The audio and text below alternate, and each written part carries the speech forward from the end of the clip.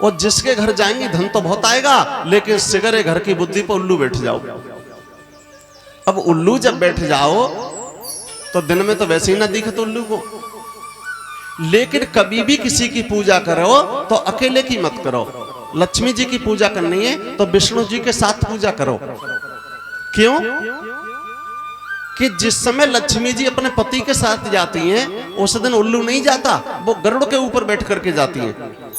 उस दिन ना अहंकार होता है, ना दारू होती है, ना उसके भाई, कोई नहीं होता। और वो लक्ष्मी जब किसी के घर में जाएंगी तो बुद्धि भी बढ़िया रहेगी और वो धन भी लाभदायक रहेगा। अब मैं आपको वो बात बताने के लिए जा रहा हूं कि लक्ष्मी हमेशा आपके घर में कैसे रहेंगी। वो बात किसने बताई है? वो बात शंकर भगवान ने स्वयं लक्ष्मी को वरदान दिया और जवाब दिया माता लक्ष्मी ने, है प्रभु कि मैं फिर क्या करूं?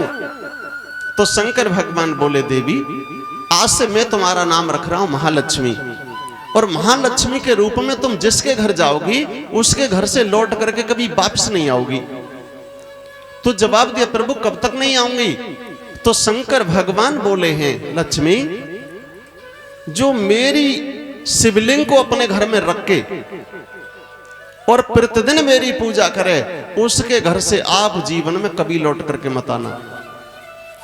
तो लक्ष्मी जी ने कहा कि भोलेनाथ कब तक नहीं आऊं? तो भोलेनाथ ने कहा जब तक नहीं आओगे जब तक वो मेरी पूजा करे, और जिस दिन मेरी पूजा को चेंज कर दे या ना करे उसी दिन तुम उसके घर से निकल के विष्णु जी के पास चली जाना।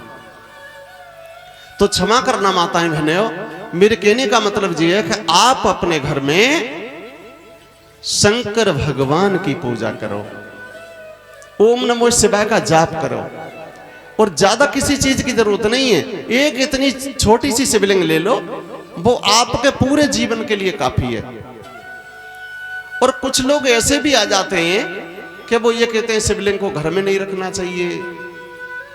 कोई कहता काली माँ को दरवाजे पर टांग दे जाते भूत ब्यादा ना आवे। अरे जाए तुम दरवाजे पर टांग दोगे भीतर ना रुकन दोगे तो कोई चौकीदारी करे हो तुम्हारी? तो क्षमा करें, आप शंकर भगवान और माता पार्वती की पूजा करें तो आप ऐसे मानो कि शंकर भगवान है देवों के देव महादेव।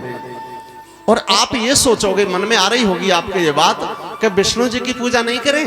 तो आपको मैं एक बार बता दूं, विष्णु जी का जो सबसे प्रथम अवतार है वो ही शंकर भगवान का ही है। शंकर भगवान ही दूसरे रूप में विष्णु भगवान बने हैं, और वो ही माता जगदम्बा भवानी पार्वती वो विष्णु भगवान के साथ में लक्ष्मी बनकर के आई हैं, और ब्रह्मा जी के साथ में सरस्वती बनकर के आई हैं।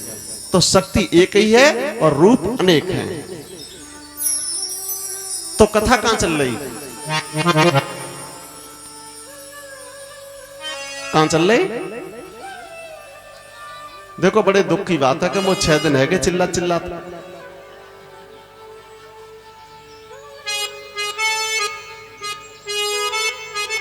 तो ऐसे भूलो तो कैसे काम चले हो?